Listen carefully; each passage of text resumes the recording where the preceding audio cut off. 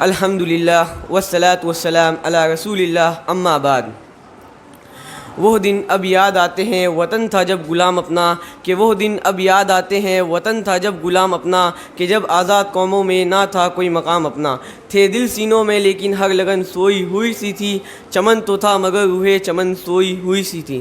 گلستان وطن میں بس خزاں کے ہیرے پھیرے تھے، غلامی ہی غلامی تھی، اندھیرے ہی اندھیرے تھے۔ یہ عالم تھا کہ ایک دیوانہ آزادی کامل، جسے آزاد کہتے ہیں، بڑا وہ جانب منزل۔ صدر باوقار، حکم صاحبان اور سامعین کرام، میری گفتگو کا محور ہے آزاد ہندوستان کی تعمیر میں مولانا ابوالکلام آزاد کی خدمات۔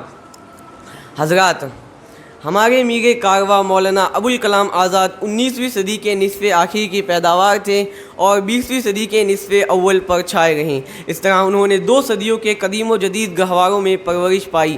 قدیم نے ان کو سنوارا تو جدید نے نکھارا تھا۔ ان کے ذہن میں حدت ہی نہیں جدت بھی تھی، خیالات تر و تازہ اور شاداب تھے، افکار میں مذہب، فلسفہ اور سماجی علوم کا ایک سنگم بن گیا تھا۔ مولانا کی ہمہ جہت صلاحیت اور ان کے جوہر ذاتی پر تبصرہ کرتے ہوئے نیاز فتح پوری نے لکھا ہے کہ مولانا آزاد اگر عربی شاعری کی طرف توجہ کرتے تو متنبی و بدیع الزماں ہمدانی ہوتی، اگر وہ محض دینی و مذہبی اصلاح کو اپنا شعار بنا لیتے تو اس عہد کے ابن تیمیہ ہوتی، اگر وہ علوم حکمت کے لیے اپنے آپ کو وقف کر دیتے تو ابن رشد اور ابن طفیل جیسے فلسفی ہوتے، اگر وہ فارسی شعر و ادب کی طرف متوجہ ہوتے تو عرفی و نظری کی صف میں نظر آتے، اگر وہ تصوف و اصلاح کی طرف مائل ہوتے تو غزالی اور رومی سے کم نہ ہوتے۔ حاضرین کرام، مولانا آزاد نے اپنی تحریر و تقریر اور دانشورانہ قیادت کے ذریعے ہندوستان کے قابضہ معاشرے میں زندگی کی تڑپ پیدا کر دی۔ آپ کی علمی و عملی، صحافتی و سیاسی جدوجہد نے ہندوستانی قوم کو ایک نئی صحرا پر لا کھڑا کیا۔ جو تھے غفلت میں غرق ان کو شدہ دیتا ہوا اٹھا، کہ جو تھے غفلت میں غرق ان کو شدہ دیتا ہوا اٹھا، کہ وہ غیرت کے شعلوں میں ہوا دیتا ہوا اٹھا۔ جو تھے جذبات پز مردہ جوانی بخش دی ان کو، جو تھے ٹھہرے ہوئے دارے روانی بخش دی ان کو۔ مولانا ابوالکلام آزاد محض کسی سیاسی لیڈر کا نام نہیں ہے، بلکہ وہ ایک روشن ستارہ تھا جو آسمان ہند پر اس لیے طلوع ہوا کہ صبح آزادی کی آمد کا اعلان کرے اور بشارت دے کہ زندگی ایک نئی کروٹ لے رہی ہے۔ اب جو دن طلوع ہوگا وہ مظلوموں کی بالادستی اور ظالموں کی شکست و پستی کا دن ہوگا۔ وہ ایک شعلہ جوالہ تھا جس نے ظلمتوں کے دامن کو تار تار کر دیا، ہم نے نصف صدی تک ایسائی کہ سامراجیوں کے توپ و تفنگ کو تودۂ خاکستر میں تبدیل کر دیا۔ اس کی زبان نے اپنی خطابت سے وہ شعلے بے اما پیدا کر دی کہ سامراج کے سفینے کا دامن ساحل تک پہنچا۔ وطن کے چہرے تابہ پہ جب رنگ جلال آیا، پیام انقلاب کر علی کہا اس نے وطن والوں سے اب ہوشیار ہو جاؤ، نیا سورج ابھرنے والا ہے بیدار ہو جاؤ۔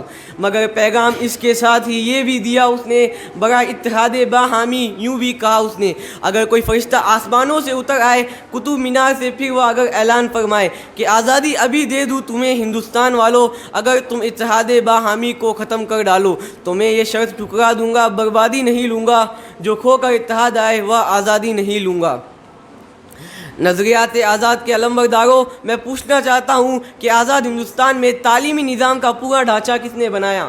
سائنس اور ایٹمی ترقی کا اعلیٰ تحقیقاتی ادارہ کس کے حکم سے وجود میں آیا؟ صنعت اور ٹیکنالوجی کو فروغ دینے کے لیے Indian council for agriculture and scientific research کو کس نے قائم کیا؟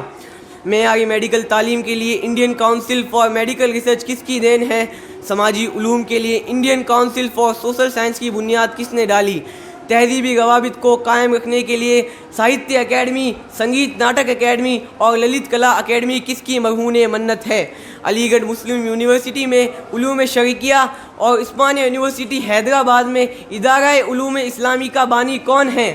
ان سب کا ایک ہی جواب ہے، آزاد ہندوستان کے پہلے وزیر تعلیم امام الہند محی الدین احمد مولانا ابوالکلام۔ مختصر یہ کہ مولانا آزاد کی نومبر 1888 میں مکہ معظمہ کے افق پر جو سورج طلوع ہوا تھا وہ اگرچہ 22 فروری 1958 کو زمین ہند میں غروب ہو گیا، لیکن اپنے ایسے انمٹ نقوش چھوڑ گیا جو ہمارے لیے ہمیشہ سنگ میل کی حیثیت رکھیں گے۔ وہ تو باقی نہ رہا اس کی مگر یاد رہے، ہر قدم پیش نظر اسوہ اعداد رہے، مقدا اس کی روایت کا آباد رہے۔ وما علینا الا البلاغ۔ السلام علیکم ورحمۃ اللہ وبرکاتہ۔